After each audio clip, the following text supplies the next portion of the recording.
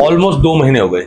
2 महीने पहले अप्रोक्सीमेटली हमने NS400 के ऊपर एक वीडियो बनाया था, जिसमें हमने बताया था कि NS400 की ब्रेकिंग बहुत ही ज्यादा वीक है, कुछ ज्यादा ही वीक है, इससे ज्यादा खराब ब्रेक्स हमने देखी नहीं है। तो कई लोगों ने कमेंट कर दिया, नहीं यार उतनी भी खराब नहीं है, इतने अमाउंट में इतने प्राइस में आपको क्या ही मिलेगा। बट बात प्राइस की नहीं है, बात यहाँ पर सेफ्टी की है। तो समझते हैं कि क्या एक्चुअल में ब्रेक खराब है भी कि नहीं है, थोड़ा टेक्निकल वे में समझते हैं इसको। तो देखो यार, आई एम नॉट यार। पहले तो हमें ये समझना पड़ेगा ब्रेक्स होते कितने टाइप के हैं। तो 2 तरीके के ब्रेक्स होते हैं जनरली। एक होते हैं एक्सियल ब्रेक्स और दूसरे होते हैं रेडियल ब्रेक्स। एक्सियल ब्रेक्स ऐसे होते हैं जैसे कि यहाँ पर आपको दिख रहा होगा, वो एक्सेल की शेप में ही माउंटेड होते हैं, काइंड ऑफ परपेंडिकुलर शेप में माउंटेड होते हैं वो। और दूसरे होते हैं रेडियल ब्रेक्स, जो कि आपको अभी ये वाले दिख रहे होंगे। तो इन ब्रेक्स में क्या होता है कि ये थोड़ा पीछे की तरफ से माउंटेड होते हैं, जिसकी वजह से आपको कैलिपर में 4 पिस्टन ब्रेक मिल जाते हैं। तो 4 पिस्टन कैलिपर मिलेगा आपको, जहां आपको एक्सियल ब्रेक जो कि हमारी NS400Z में लगी हुई है वो एक्सियल ब्रेक है, जिसमें आपको 2 पिस्टन कैलिपर मिलता है। अब 2 पिस्टन कैलिपर के कुछ फायदे भी हैं, कुछ नुकसान भी हैं। नुकसान उसके ज्यादा है फायदे के मुकाबले, क्योंकि अगर आप एक्सियल ब्रेक को स्पोर्ट्स बाइक में या ज्यादा स्पीड में चलने वाली बाइक में आप लगाते हो तो उसकी ब्रेकिंग कैपेबिलिटीज कम होती हैं और वो उतनी हीट भी नहीं कर पाती कम। तो अब क्या होता है, जैसे रेडियल ब्रेक्स जो है वो डिफरेंट होते हैं, 2 पिस्टन होते हैं, उसमें 4 पिस्टन होंगे बेसिकली, दोनों साइड से वो प्रेस करेंगे डिस्क प्लेट को आपके, जिससे कि आपकी ब्रेकिंग थोड़ी सी ज्यादा बेटर होगी, परफॉर्मेंस अच्छी मिलेगी, उसकी बाइट अच्छा मिलेगा, इनिशियल बाइट भी अच्छा मिलेगा, ब्रेकिंग भी उसकी बहुत पावरफुल होगी। वहीं पर आपकी जो एक्सियल ब्रेक्स होती हैं उसका माउंट आपके उसमें लगा होता है, शॉकर के जो माउंट होता है उसमें, और दूसरी तरफ से 2 पिस्टन कैलिपर आके उसको प्रेस करता है, जिसकी वजह से उसकी ब्रेकिंग कैपेबिलिटी थोड़ी सी कम होती है, उसकी ब्रेकिंग बाइट इतनी अच्छी नहीं मिलेगी आपको। इसलिए ज्यादातर ब्रांड अपनी स्पोर्ट्स बाइक में या हैवी बाइक्स में वो ब्रेक नहीं देते हैं, क्योंकि वो ब्रेक आपको इनिशियल बाइट भी नहीं दे पाएंगे और ब्रेकिंग भी आपकी कम हो जाएगी बाइक की। रेडियल बाइक में आपको ज्यादा बेटर बेनिफिट मिलेंगे। ये तो हुआ 2 तरीके की ब्रेक्स। अब बात करते हैं इनमें पैटल बोलते हैं डिस्क प्लेट को, जिसको कई मैकेनिक लोग देसी लैंग्वेज में तवा भी बोलते हैं। डिस्क प्लेट ये शेप की होती है। अब इसमें भी 2 तरीके की प्लेट आते हैं,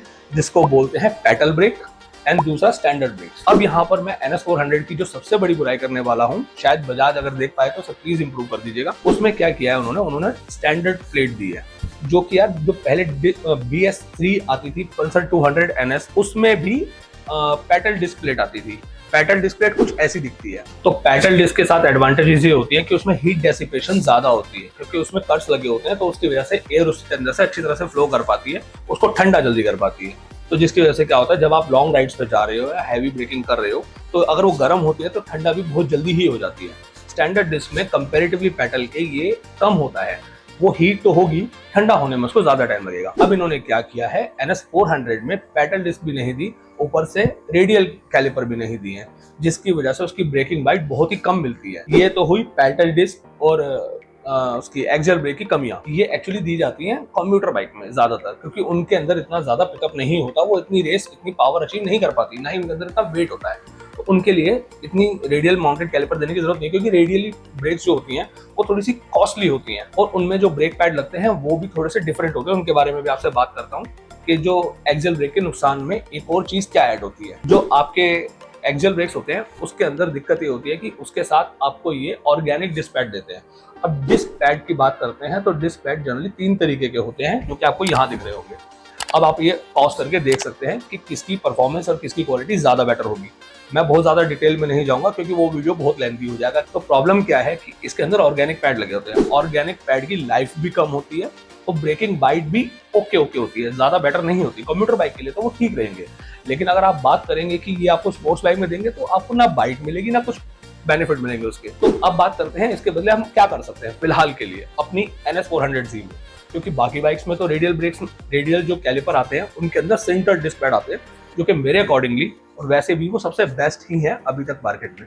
लेकिन क्या है कि उसकी कॉस्ट कुछ ज्यादा होती है, अप्रोक्सीमेटली 2200 से 3000 के बीच में आपको मिलेंगे। जनरली 2500 का एक राउंड फिगर ले लेते हैं, तो 2500 रुपए में वो आपको डिस्क पैड मिलेंगे, लेकिन वो ज्यादातर हार्ड मेटल के बने होते हैं, तो जिसकी वजह से जब आप इन एक्सियल ब्रेक में उन्हें लगाओगे तो वो आपकी डिस्क प्लेट को कट करेंगे, उनमें लाइंस पड़ जाएंगी, डिस्क प्लेट एक तरह से खाएंगे, वो डिस्क प्लेट को थिन कर देंगे और प्लेट पतली हो जाएगी। जैसा कि आप जानते ही हैं, अभी मैं आपको दिखाऊंगा एक क्लिप इसमें, आप वो देखिएगा कि उसमें डिस्क पैड कैसे नॉर्मल जो ऑर्गेनिक डिस्क पैड है, उन्होंने ही हमारी NS400Z, और कईयों ने कमेंट किया उनकी डिस्क प्लेट में भी इशू आ रहा है कि वो लाइंस बन रही हैं, वो स्क्रैचेस आ रहे हैं। तो डिस्क प्लेट तो ऑर्गेनिक प्लेट से ही, इनकी ऑर्गेनिक पैड से ही खराब हो रही है।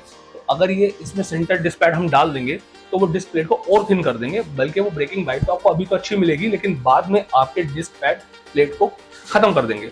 वो आपकी ब्रेकिंग इनिशियली तो अच्छी होगी, लेकिन लाइफ उसकी खत्म हो जाएगी ब्रेक की, और वो कॉस्टली भी बहुत होंगे। तो इसलिए मैंने आपको बोला था कि ये सब दिक्कतें होती हैं। तो अब इसको समझते हैं कैसे। तो ये जो आप प्लेट देख रहे हो, इसके अंदर ये देख रहे हैं आप लाइंस कितनी ज्यादा पड़ी हुई हैं। ये लाइन इसके ऑर्गेनिक पैड से डली है, और अभी ये बाइक चली है 7300 किलोमीटर टोटल, और इतने ही चलने में ही इस डिस्क पैड ने इस पर ये स्क्रैचेस डाल दिए हैं।